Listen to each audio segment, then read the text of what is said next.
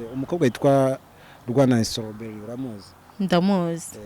Imyitwarire ya strberry ku mbuga nkoranyambaga uyibona gute? Imyambarire ye ni nawe muntu ujye ubasha ni uragushyiraho n'amafoto yambaye ubusa ukabona nta kintu bimutwaye. Wewe strberry umubona gute? We yumva ko avuga ko bimushimishije, akumva kandi ngo n'abamufollowing ari byo bakeneye. Burya umuntu mu buzima bwe ntago azaguha ibyo udakeneye. Abamufollowing ngo nibyo bakeneye nkuko abyivugira. Nawe niyo mpamvu nibyo abaha ibyo afite abaha ibyo bakeneye. Ubona bikwiye? Nje mbona bidakwiye. Ure strberry we ubona yakwisubiraho? Yakwisubiraho bimukundiye. Nanone bitanamukundiye ntabwo namujudging ariko bimukundiye yakwisubiraho. Ubona atari byiza cyane? Mbona atari byiza. Nawe wajya ku mbuga nkoranyambaga nkakura kwa strberry ukiyamika ubusa?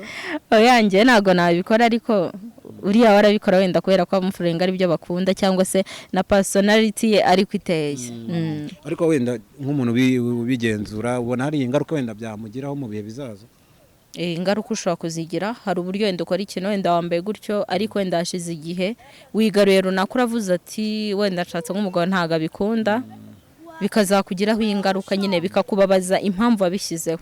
Ariko nanone ni byiza gukora ikintu wagitekerejeho kubera wenda bikora nuko aba yabitekereje akabikorera analize zihagije akavuga ati ngewe ntacyo bintwaye aho ngaho ari sawa. Nk'umuntu wenda ubitekereza ubona strberry ajya atekereza ko bizamugiraho ingaruka? We ntago ashobora kuba atabitekereza kubera ko abona ari byo wenda bimushimisha cyangwa se abona ari byo yishimira kurusha ibindi. Akaba ari nayo mpamvu navuga ngo ndamujudginze. Nawe utarakanda subscribe kanda ku kamenyetso k'umutuku kanditseho subscribe kugira ngo uzajye ubona n'izindi video zitandukanye utasanga ahandi. Abirangira ngo impamvu gitumye nkuzana hano hari amakuru na amakuru menshi yagiye agenda avugwa mu bitangazamakuru. Nabonye ibyandika showbiz byarabyanditse byandika ko nyuma yo gutandukana na DJ bavuga ko yari DJ mwakundanaga, wenda uraza no kutubwira gato niba mwarigeze mukundana ariko ubu ngo waba ufite ubukwe mu bihe bya vuba. Ibyo ayo makuru y'ubukwe bihagaze bite? Ayo urakoze. Ayo makuru y'ubukwe ni kwa kundi nk'umuntu wenda ashobora kukubona akabona umaze nk'igihe wenda utavugwa cyane akaba yabyandika. Nje ntago wagira ubukwe nta mukunzi ugira, nje nta mukunzi ngira. Ndimo ndubaka career, mfite ibintu byinshi cyane ngomba kubanza gukora. Mfite byinshi nshaka kugeraho kandi ntaragera no kuri kimwe cya 10. Kuvuga rero ngo ugiye gukora ubukwe ibintu byose ni process ya mbere ntirarangira, ntago najya ku ya kabiri rero ni ya mbere itararangira. Abavuga se kugiye gukora ubukwe babishingira ku cyangwa se wenda wabukuze cyane ku buryo bavuga ati ararambira? Ntabyo gukura ahubwo ni kwa kundi nk'umuntu ashobora kubona akabona uri kumwe n'umuntu yarangiza agahita avuga ati ashobora kuba afite ubukwe byendi bavuga ati ngo abatipe bagira gonda nakobwa akagira gonda akumva ko ari muri urwo rwego. Ariko ngewe kuko ndacyafite byinshi nshaka kugeraho, byinshi nshaka gukora cyane ntagera no muri kimwe cya 10. Nimara kubigeraho ubwo Imana nyine nipanga ntago wakwipangira. Hari icyo waruvuze ati ntago wagira ubukwe udafite umukunzi kugeza ubuse kuri iyo myaka yawe nta mukunzi uragira? Nta mukunzi mfite. Iki cyatumye hagarika ibyo gukundana? Wigeze gukundana n'umusore abantu benshi bakunze kuvuga ngo ni DJ wenda ntago tuzi amazina ye, waba warazinutse urukundo wenda nyuma yo gutandukana nawe? Nje ukudakundana ni ukubanza nanjye nkirebaho ubwanjye nkareba ni iki nshaka kugeraho, ese ni iki nshaka gukora, ni iki gishobora kuzanteza imbere cyangwa kumpa respect kurusha ibindi. Kuko ibintu byo gukundana ni ibintu ukora ubifitiye umwanya. Nje nta mwanya mbifitiye, ndi busy nyine ndimo nubaka career yanjye ngo nahoze mbivuga. Naho abo ngaho ngo twakundanye hari n'igihe abantu bakubeshyera barambeshyera. Byagorana kumva ko umuntu wigeze kuba mu rukundo yamara umwaka amezi angahe, umaze nk'amezi angahe udakundana? Maze igihe kinini ntago nigeze nkundana n'uwo nguvuga ngo nimudije ntabwo twigeze dukundana. Ninde wabeshyaga undi hagati yawe nawe? Hagati yanjye nawe nta numwe ko nge ntago nigeze nkundana nawe.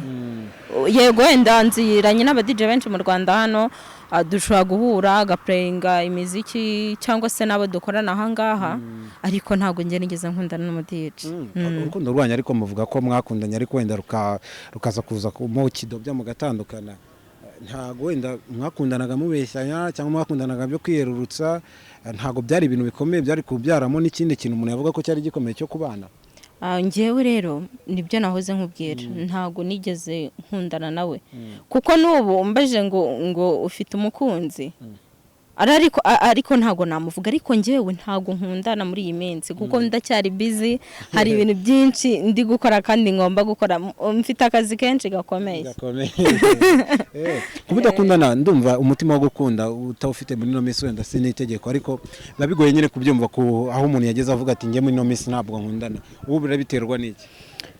Njyewe ndabiterwa nuko hari ibintu nshaka kugeraho kandi ntarageraho. Ikindi burya ntuzakora ikintu kuko kanaka yagikoze. Sinzajya mu rukundo ko nabonye nka Didas wakoze ubukwe ngo ko Didas akoze ubukwe ngo nanjye ngo reka njye mu rukundo, wapi. Ahubwo ujya mu rukundo kubera ko hari icyo ushaka kurema. Mu gihe rero ukiri busy wubaka kariyeri yawe, hariho ibintu bidahubukirwa. Niba ugiye gukunda umuntu urabanza ukabyitondera ukavuga ati ngiye kumukunda, ni nka risk, ni nko gufata risk wavuga ati bizamba byose nzabyemera. Ariko mu gihe wumva ko hari ibyo utararangiza gukora, niyo mpamvu ugomba kuba busy ukubaka kariyeri yawe, ukubaka future yawe. Kuko umuntu azagukundira nk'urugero kuko ukora kuri televiziyo, nuhava ntago azaba kigukunze. Ahubwo wowe kora iki? Ni icyo ukora kugira ngo ugume muri uwo mwanya urimo. Nicyo umuntu azakubahira, kuguma mu mwanya urimo. Kuko kenshi usanga iyo wakoraga ikintu hari abantu benshi muvugana ariko waba utakirimo ntibakuvugishe. Rero nta mpamvu yo guha igihe umuntu abantu umwanya igihe mu gihe ibyawe utararangiza kubikora, mu gihe wumva ko ntawe uragera. Twizere ko mumeze neza muri ibyo bice bitandukanye. Turacyagenda dukomeza kuganira n'umusitari wacu w'uyu munsi, akaba ari we Agahozo Amira, wagiye gukunda kuvuga cyane mu rukundo, ariko we akavuga ati ibintu by'urukundo ngewe ntabwo mbirimo. Niwe tukomeje kugenda tuganira, arimo atubwira byinshi ku makuru yagiye amuvugwaho ko yaba ari mu rukundo mu DJ. Hanyuma wenda Amira dukomeza kwiganirira, ubona biterwa n'iki kugira ngo abakobwa akundane n'umuhungu umwe, babiri, batatu, bose batandukane? Iyo umukobwa akundanye n'abahungu batatu bagatandukana, ninde muntu ufite ikibazo? Umukobwa n'umuhungu? Aho ngaho bose nabita ko baba bafite ikibazo. Aho ngaho harimo icyo twita mismanagement. Iyo utazi kwimanaginga ubwawe, hari umugani bajya bavuga ngo utazi icyo ashaka atora icyo abonye. Hari ukuntu umuntu ashobora kuza ntago uri mu rukundo ariko akakujyana mu rukundo akakubeshya, ntago uzi purpose agufiteho, ntago uzi intego agufitiye, ahubwo ubonye ibiguruka nawe ukagurukana nabyo ati kuko mbonye kana kankabira nakubwiraga ngo akundana nanjye ngomba gukora ibye, kandi we abikora kubera impamvu ze, kubera inyungu anabibonamo. Aho ngaho rero ububaze nabi, ujya gukora ikintu ubona ko ugikeneye. Niyo mpamvu nanjye nkubwira nkora ikintu kuko mbona ko nkikeneye. Iyo udakeneye ikintu nta mpamvu yo kugikora. Ntuzishinge ibyo abantu bavuga, ntuzishinge umuntu ukubwira tugomba gukora ikintu kuko nanjye ngikoze.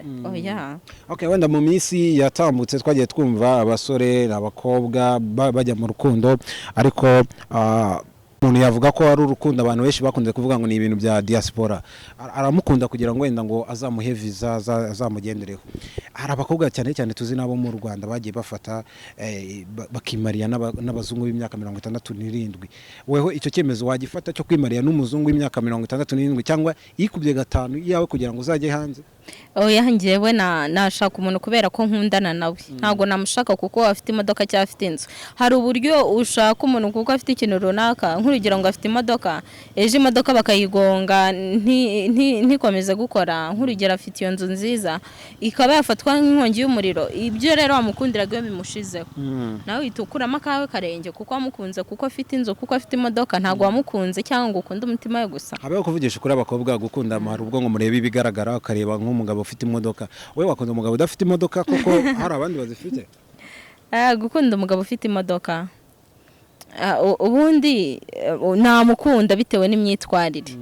Icyo nge nareba ni imyitwarire. Burya ushobora kuba udafite imodoka ariko ubwenge ufite bushobora kuzaguha imodoka cyangwa se n'ibirenze imodoka. Nibonye abakobwa wenda bo muri ino minsi cyane cyane ibyo urukundo w'imisi ujya ukunda kujya mu anniversaire, mu bride shower niko mu byita bya nibyo gutegura abakobwa bagiye kurongorwa. Ariko se urebye nk'obyo kuri urukundo bw'iki gihe, ubona abantu benshi bareba kuri icyo kintu cyo kuvuga ngo turebe mu mutwe umugabo ufite mu mutwe, umugabo ufite ibitekerezo, cyangwa bareba umugabo ufite ikofi. Abenshi nkurikije ndabona agiye mbona areba umugabo ufite amafaranga avuga ati uyu ngo afite imodoka cyangwa se uyu ngo akora aha ngaha nzagenda mpa amafaranga. Ariko mu by'ukuri biriya ntaho byakugeza umukundira kuko bifite uyu no munsi ariko bibuze ntago byongera nagiye mbona benshi cyane ugasanga amukundaga kuko afite imodoka yagonga abana ko agiye kujya atega moto agatangira kujya avugisha abandi cyangwa se byose akanabivamo kubera ko icyo yamukundiraga cyarangiye uri mu bakobwa bagerageza kwambara neza iyi myambarire y'abakobwa ku mbuga nkoranyambaga bakunda kwiyambika ubusa no gushyira amafoto ku mbuga nkoranyambaga bambaye ubusa uyivuga yiki iyo myambarire icyo nayivugaho urabona hari uburyo abantu baremye nicyo njya nkunda kuvuga hari uburyo umuntu aba yarabayeho mu buzima bwe uburyo aba yarakuze hariho umuntu utakwiga ikintu ako kanya agakura ku giti cye yumva ko agomba kwambara nk'isengero gusa akagenda mu nzira kumva nibyo bimushimishije aho ngaho ntabwo bimurenganyiriza ahubwo uravuga se nize ngaruka bimugira we hari igihe babona ari byiza nta ngaruka na zike bimugiraho ariko nta nubwo ari ngombwa kugira ngo abantu bakujajinge cyangwa se ku byana bakubwira ati wambaye gutya wambara gutya kubera ko hari impamvu wambara gutya wenda ushaka ko abantu bakureba wambara gutya bitewe wenda n'ahantu ugiye hakaba n'abambara gutya kubera ko yumva ko mu buzima bwe bwa buri munsi agomba kwambara isengeri gusa akavuga ati nibyo binshimisha uwo mukobwa wajya mu muhanda yambaye ubusa cyangwa se yambaye agakariso gusa wamushyigikira kuko ari byo bimushimisha ntago namunenga nanone ntago namushyigikira kubera ko mu muhanda ni ahantu hagenda abantu benshi batandukanye kandi bagira amakomantari menshi atandukanye njye ntago namugaya nta nubwo nanamushima byaba birimo hagati ahubwo mbere yo kumugaya cyangwa umushima kuko hagati ese wakwemera ko ubonye nk'umukobwa ari kugenda hano mu muhanda yambaye ikariso ibyo bintu wabishyigikira cyangwa wakumva umeze uti ni ibintu twashyigikira twabangana uburenganzira bw'umuntu ni ibintu wumva bibabaje ariko nanone urabanza ukamenya icyabimuteye hari igihe umuntu aba yasaze hari igihe umuntu aba yasaze ukabimurenganyiriza utazi ikibazo yagize hari igihe umuntu aba afite ibibazo byinshi akaba yava no mu rugo yibagiwe no kwambara bitewe n'uko afite ibibazo byinshi umuntu ashobora kuva mu rugo yibagiwe kwambara byashoboka hariho abantu bagira ibibazo byinshi ibibazo bikamurenga aho ngaho nawe ntabwo wabimurenganyiriza ahubwo urabanza ukamenya ibyo bibazo yagize ni gute nabimukuramo nihe nama namugira kugira ngo abashe kubivamo none se baturebere ko agatara k'umutuku kacyaka nikaba kari kwakarira aba iri kwirikodinga dukomeze twikomeze ikiganiro cyacu ikibazo ngiye kukubaza umukobwa witwa ukunda kujya kuri Instagram cyane ni nk'abaye bakobwa ubona ku buryo yavuga ati uyu muntu yambara ibintu bikwiye kwibazwa ariko yambara nabi dukurikije n'umuco nyarwanda niba nawe wemera ku mbuga nkoranyambaga nkunda kujyaho abenshi wenda aho mbona benshi n'abo hanze benshi simba nza amazina cyane kuko abenshi ntajya mba following aho ngiye kukubwira ngo yitwa gutya naba nkubeshye wenda reka ikibazo cyoroshye tugushimiye cyane agahoza yamira ku kiganiro cyiza waduhaye kandi twizere ko n'undi munsi tuzagutumira uzaza n'undi munsi nzaza namwe ndabashimiye cyane ZOOM TV24 twizere ko mumeze neza mu bice bitandukanye twaganiraga na Gahozo Amira aka umukobwa witonda cyane arakubwira ngo strberry wisubire ibyo bintu wambara ntago ari byiza icyo ni icyambere ikindi kandi ujye ubanza utekereze mbere yo gupostinga ushobora kuzapostinga sindi wenda niba udashaka umugabo ukazasanga umugabo wawe abantu bakajya bamuhaye amafoto yawe ugenda upostinga ugasanga ni ibintu gusa gupostinga amafoto kuri social media ni uburenganzira bw'umuntu twe icyo tugufasha rimwe na rimwe ni ukumanza gushyiramo kumeasuringa impact bizagira ese ko mbishyizeho today for fun mu bihe bizaza bizagenda gute my name is Didas keep watching